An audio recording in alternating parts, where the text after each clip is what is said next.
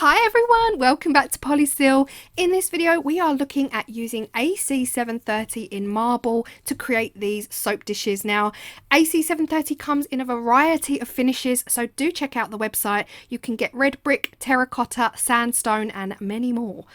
I was going to try and reinforce the side of this soap dish with lollipop sticks and hot glue. It didn't work. We all know hot glue doesn't stick, so don't try that at home. But the mould was so bowed out, I really was trying to find a way to reinforce the sides.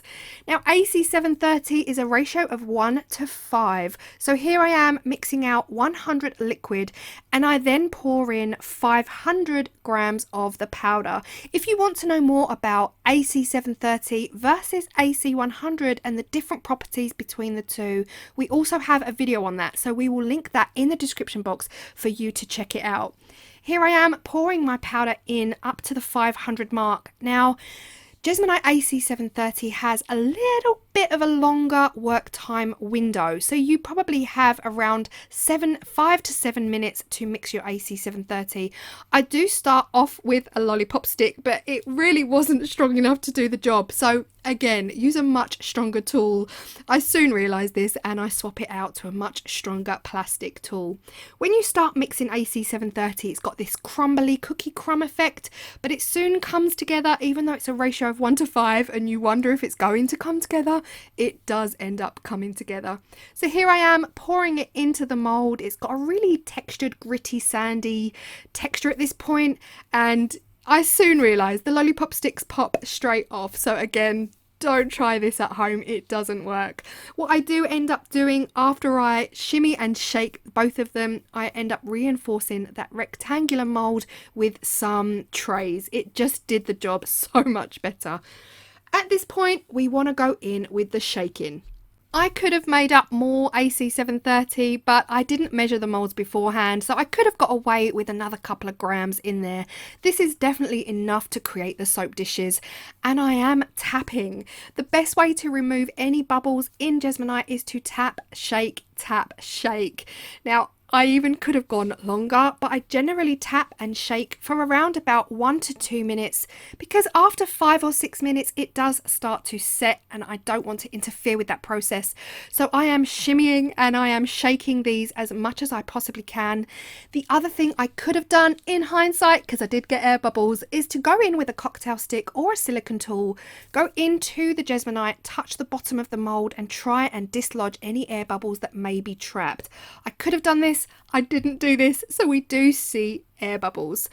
Luckily for me, AC730 does need to be etched, so I was hoping that would minimise the overall impact of those air bubbles, and it definitely didn't take away from the piece. AC730 has a demold time of 4 hours, so here we are 4 hours later demolding, and yeah, those air bubbles are visible, but again, I'm hoping once we etch the surface off that the impact will be lessened. Really, vibration, tapping, shaking really does minimize bubbles, and yeah, using tools inside to remove those bubbles really would have helped in this situation. But here we are demolding the oval tray as well, and same thing again, we have air bubbles, but again we are going to move on to the etching process. Now you can etch your Jesmonite AC730 two ways. You can use white vinegar, which is what I will be using in this video, or you can use the acid etch, which is also available from Polysil on their website, linked below. And here is what I do. I give my pieces a vinegar bath. Now, again, you don't have to do this. This is optional. This is how I feel it works best, and it gives me quick results. I actually submerge my pieces fully into a white vinegar bath, and after about 20 minutes, you could leave it up to 30, but generally I go 20. I take them out of the vinegar and I start to scratch the surface off. Scratching the surface off, etching the surface off is what gives you your end result. So whichever texture you've gone for, whether it's the terracotta or the house brick or the sandstone, this is what is going to bring that texture forward. So after the vinegar bath, I'm using a firm toothbrush. Again, you can use a nail brush, a garden brush, whichever works best for you, to scratch that surface off thoroughly. I'm getting into all of the nooks and crannies, going around all of the edges, the underside, the bottom, really going for it with my brush before I dip it back into the vinegar, wash all of that debris off and give it one last scrub before I then put it into a water bath. I will neutralize all of the acid in that vinegar by then washing this thoroughly with water. That will stop the vinegar from etching any more of that surface off, and here is the end result of the white marble AC730. I definitely feel like, even though I got air bubbles in these pieces, which is not ideal, it has actually lessened the impact those air bubbles have made. So here is the before and here is the after of that etching process. So what I'm going to do now is do exactly the same with the oval tray. It's going back into that vinegar that's already been used.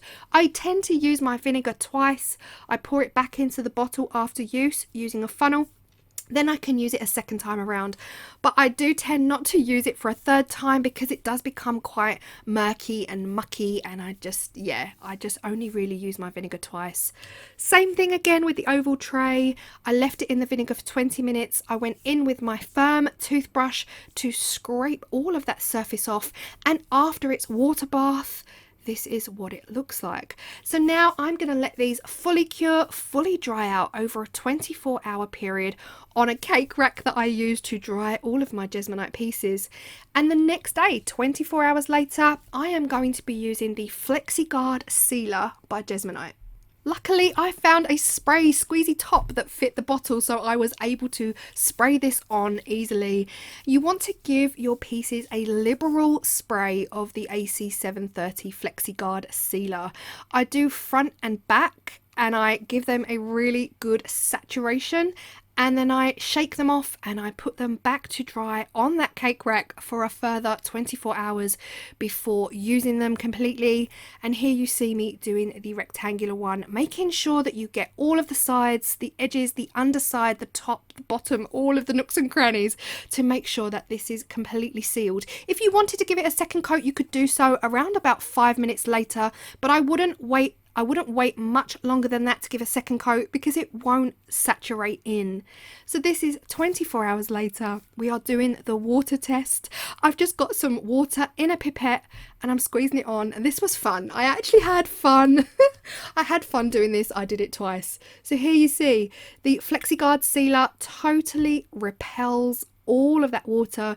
So we know now that these would be perfect in a bathroom situation. You would be able to put your soap on there and yeah, the water just runs straight off. Of course, if they get mucky with soap, you can give them a scrub and give them a clean. And if that sealer does end up fading away and not really doing its job, you can use sealer again. I think it's around 6 months to a year later, you can reseal them and they will be watertight again. But I loved it so much I had to do it twice for you guys. I hope you found this video really helpful on how to use AC730.